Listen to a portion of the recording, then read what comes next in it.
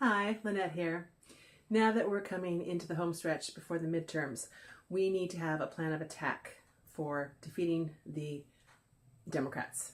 And this means every vote is going to count. And this is literally true.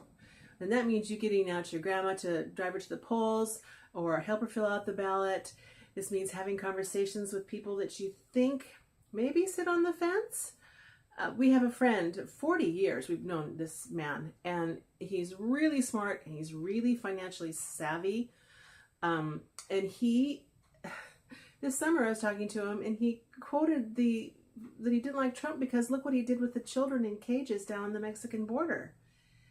And I thought, this man is really, really smart. That means he's listening to CNN. Oh my God. So they're out there, and I was at a funeral, so I wasn't going to have this conversation like I wanted to grab him by the collar and say, you idiot, but I will. And the point being that if you have somebody with an ounce of sense and you can debunk these things, so get your facts straight, look up some of these things. One of them is the cages thing. That became a war against Donald Trump personally going out and holding a gun on Mexican families and then marching them across the border. I bet you didn't know that. The media didn't show that, but that's what he did. He personally went out and with a gun, gathered up Mexican families on school playgrounds and marched them across the border. Isn't that a mean thing to do? I think it's pretty mean. So that one can easily be all of our laws about separating families and all this kind of stuff. They were on the books already.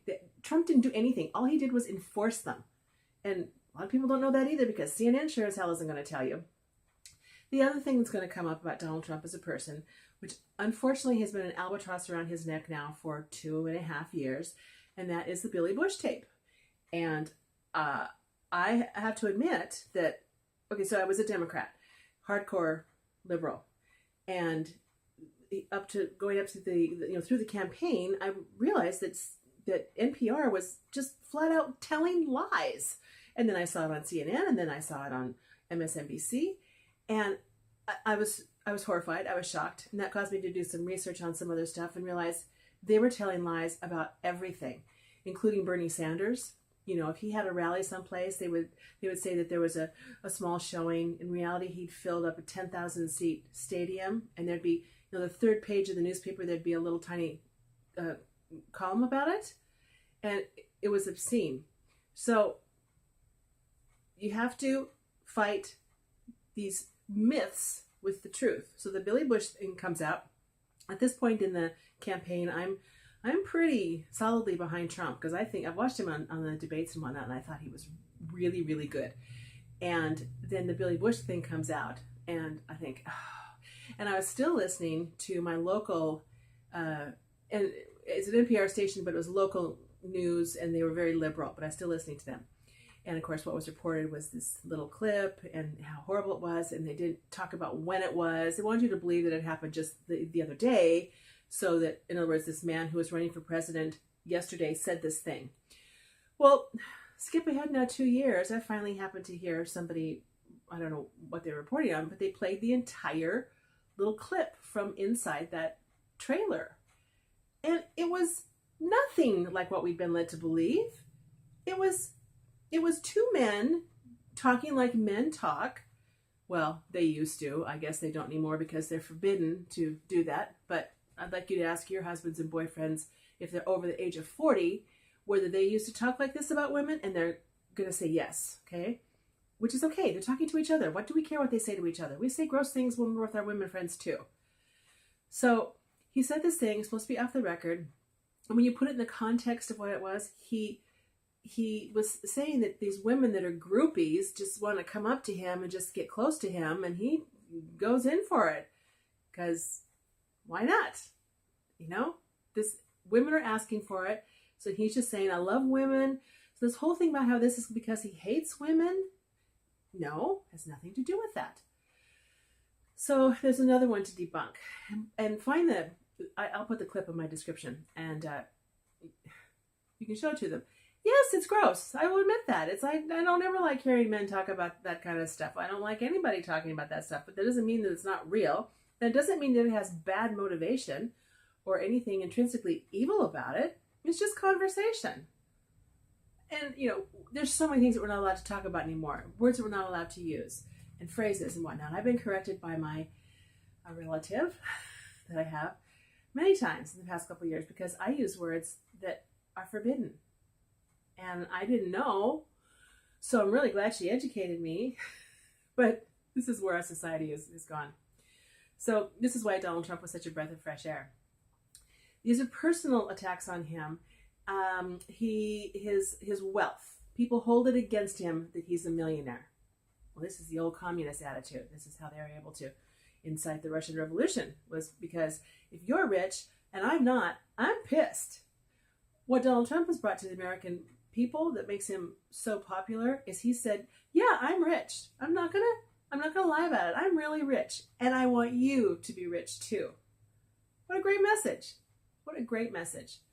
And there's just so many stories of people that in the past year with tax breaks and better job markets and whatnot that have come out that are, the country is doing so much better.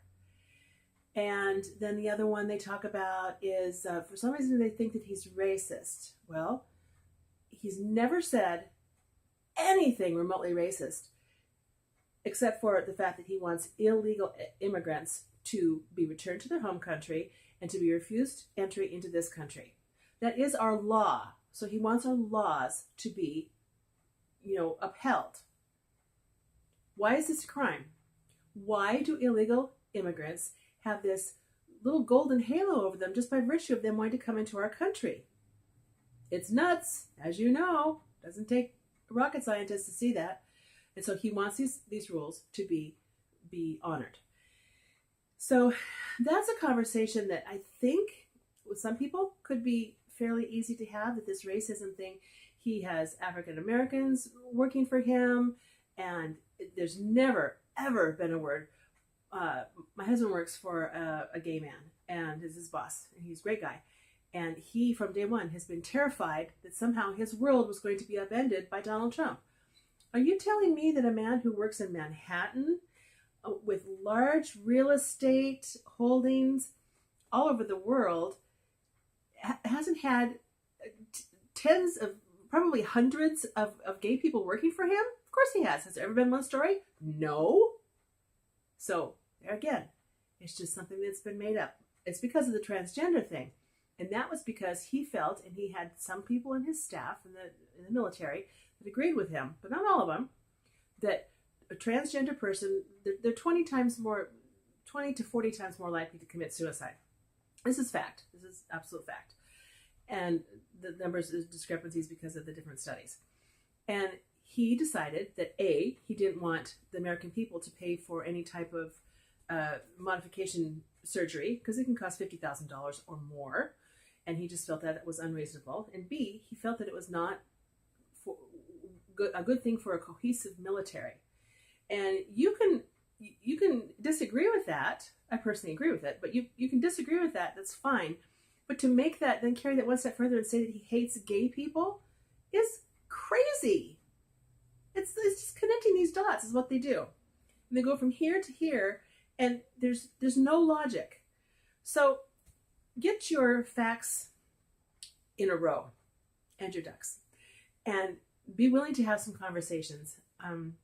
If they're done quietly and sensibly, and maybe you can make some headway, but just start thinking about that, November 6th, and that is the day. That's the day that's going to change our world, literally. If we don't keep control of the House, I really think we're going to actually gain seats in the Senate. I'm not worried about that. The House still looks I haven't seen anything that gave me super confidence, other than I'm hearing that Republicans are fired up. So anyway, that's the first little lecture on what to do, is get these things in your head about Donald Trump as a person and be able to dissuade people from those erroneous thoughts. Thanks. Bye-bye.